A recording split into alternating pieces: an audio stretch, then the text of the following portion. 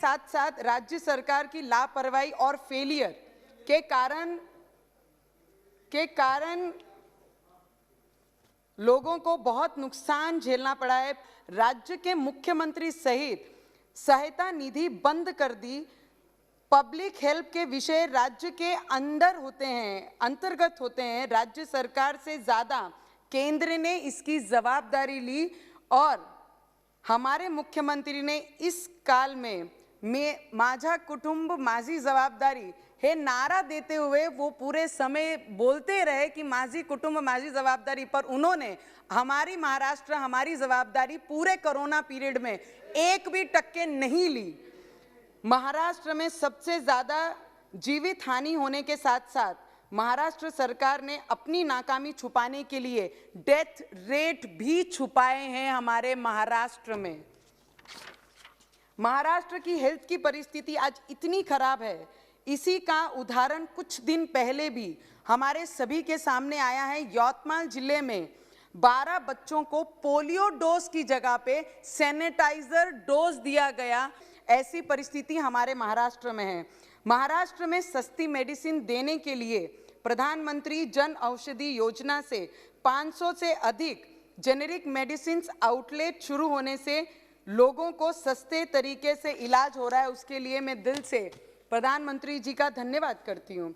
नागपुर में स्थापित एम्स के वजह से जो लोग अच्छे इलाज के लिए मुंबई या हैदराबाद जाते थे, आज विदर्भ के अंदर जब एम्स आया है तो जितने भी डिस्ट्रिक्ट विदर्भ में बिलोंग करते हैं उनका सभी का इलाज ये एम्स में all India institute of medical sciences में हो रहा है।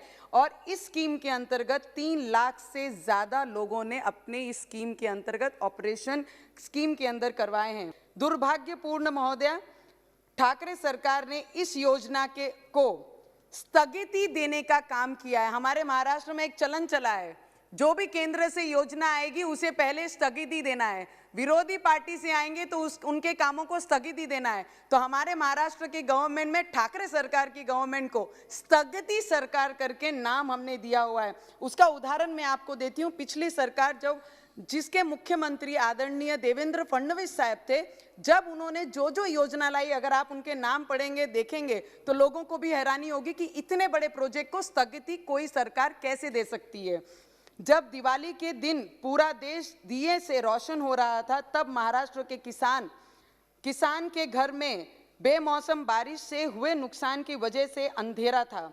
जब मैंने विधायक रवि राणा जी ने किसानों के मुआवजे देने के लिए आवाज उठाई, तब तानाशाही सरकार ठाकरे सरकार ने सैकड़ों किसानों के साथ विधायक राणा जी को 3 दिन तक अरेस्ट करके जेल में रखा। जब हम इस किसानों के साथ महाराष्ट्र के गवर्नमेंट मुख्यमंत्री के पास जाकर निवेदन देने की विनती कर रहे थे, तो तानाशाही सरकार ठाकरे सरकार ने हमें हमारे ट्रेन में और सैकड़े किसानों के साथ डिटेन करके हमें मुंबई पहुंचने नहीं दिया।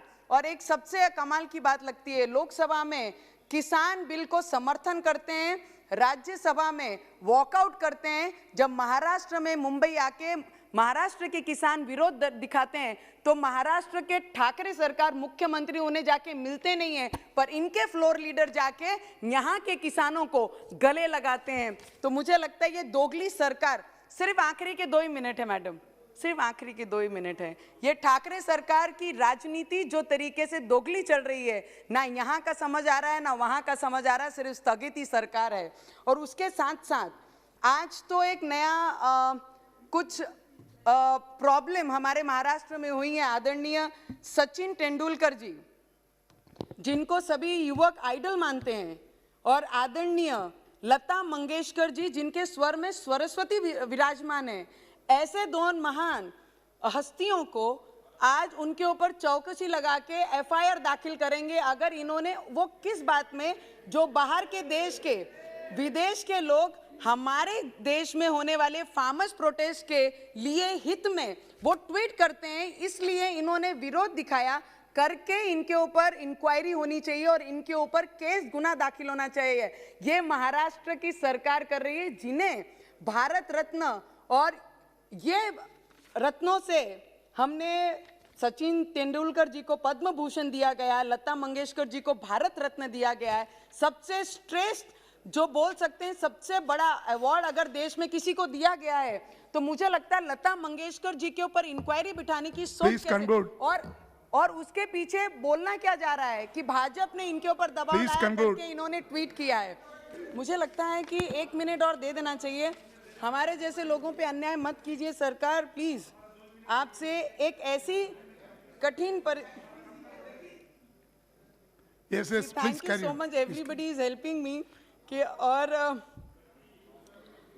ऐसी कठिनाइयों से जा रहा मेरे जिले के 3 लाख से ज्यादा किसानों को पीएम किसान सम्मान निधि द्वारा अलॉट किए गए प्रति व्यक्ति की होया पाजी आप पंजाबी भी बोलांगे 6,000 रुपए मिले। पीएम फसल बीमा योजना से महाराष्ट्र में पिछले साल 1 करोड़ से ज्यादा किसानों ने इसका लाभ लिया।